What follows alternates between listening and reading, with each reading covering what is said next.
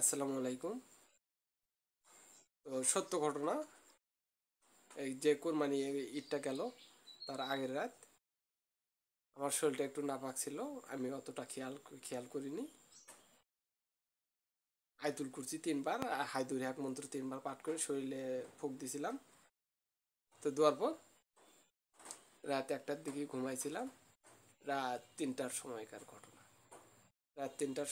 ঘটনা। কমপক্ষে 1000 জিন আমাকে ঘেরায় নিছে। 1000 জিন আমাকে ঘেরায় নিছে। তো নেওয়ার পর আমার সাথে যে জিনগুলো আসছিল এরা তো কম ছিল না। এরাও প্রায় এরা তো জানে গেছে যে গুরু বিপদে পড়ছে। এই বাড়িতে যেগুলো পাহারা দেওয়া ছিল এবং আমার সাথে যেগুলো ছিল এরা তো মায়ের শুরু করে দিছে। আমি তো এরকম উঠে পড়ছি। বসার সাথে সাথেই ওই আপনার ওরা ঘেরাই নিছে আমাকে। নেওয়ার পরে আমারগুলো তৎক্ষণাৎ চলে গেছে। যাওয়ার পর মায়ের শুরু করে দিচ্ছে। আমারগুলো তো জন প্রতি একজন একটা করে ধরছে, কিন্তু ওরা আছে কমপক্ষে 1000-এর ওপরে, আর আমারগুলো 100-র ওপরে। তো এরা মায়ের শুরু করে দিয়েছে। এই মায়ের শুরু করছে একদম আমারগুলো দেখি ওদেরকে নিচে ফেলায় মারতেছে। এতটা মারামারি চলতেছে ওখানে। তো ওরা তো আসতে আছে। তো আমি তো বলতেছি যে আজকে আমার ভবলীলা সাঙ্গ। আমি তো ভাবলাম যে আজকে আমার ভবলীলা সাঙ্গ। তো কি করা যাবে তখন? আমার যে মেন যেটা আমার,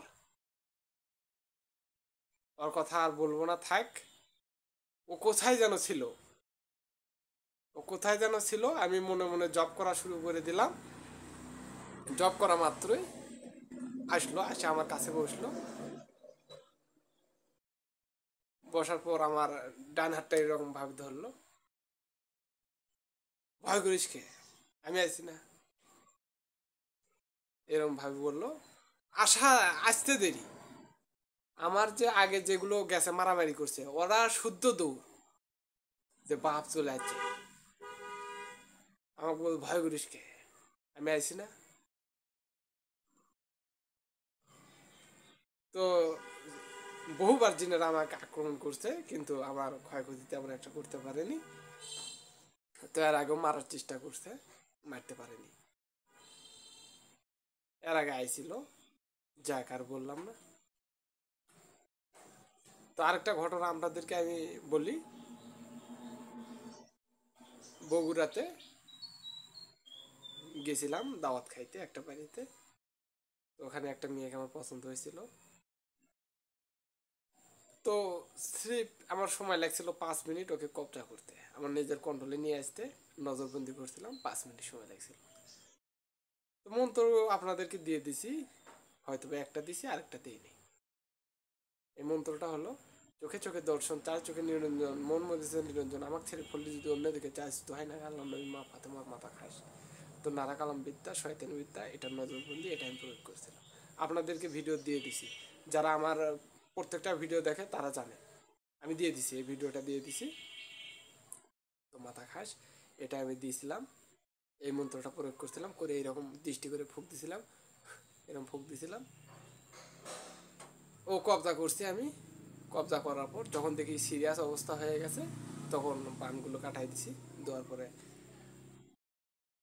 অতটা তো ইয়ে হবে না, কিন্তু তারপরেও যদি ভিডিও করতাম তো আপনারা বুঝতে পারতেন যে আসলে জিনিসটা কি, গুরু কি বলতেছে। আর আরেকটা বান যেটা প্রয়োগ করছিলাম, চন্দ্রবান্দি সূর্যবান্দি বান্দি অঙ্কের মন মনে করে দিলাম আমি মিম হরফের অর্পণে ইয়ালাম মাল্লাম শুনে নুনে দিলাম কষ ইয়া কাপ হরফের ছোট মুখ হয় আমার বস তাসিনু আহার সঙ্গে দিলাম আলিপা মিম হরফ দমের সাথে আমার দেওয়া হয়ে যায় দুই আলিমা ফাতে নিবেশ উমুখ হবে আমার বস মোস্তফা নবীর আদেশ বাক্য দা ফুটে বাক্য নয় বাক্য যদি নড় চড়ে আল্লাহর কোন সাত জাহান্নামের আগুনে পড়ে। এটা কিন্তু একটা নারা কালাম, একবার অরিজিনাল বিদ্যা। এই দুইটা বিদ্যা প্রয়োগ করছিল। মন্ত্র কাজ করবে না কেন? কাজ করবে না, অবশ্যই কাজ করবে। আপনারা আমার উপর ভক্তি শ্রদ্ধা রাখুন, আমার উপর বিশ্বাস রাখুন, মন্ত্র অবশ্যই কাজ করবে। আপনাদের কোনো ভুলভাল মন্ত্র আমি দেই না, আপনারা সেটা ভালো করে জানেন। তাহলে তো বুঝতে পারতেছেন, গুরুর থেকে শিষ্য হয় বলবান, তবে না হবে গুরুরও সমান। তো দিব আপনাদেরকে, আস্তে আস্তে দিব, আপনারা ধৈর্য রাখুন। এই জিনিসগুলো আসলে হলো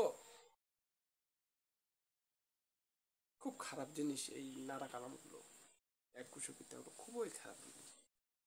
তো সবাই ভালো থাকবেন, সুস্থ থাকবেন। আসসালামু আলাইকুম।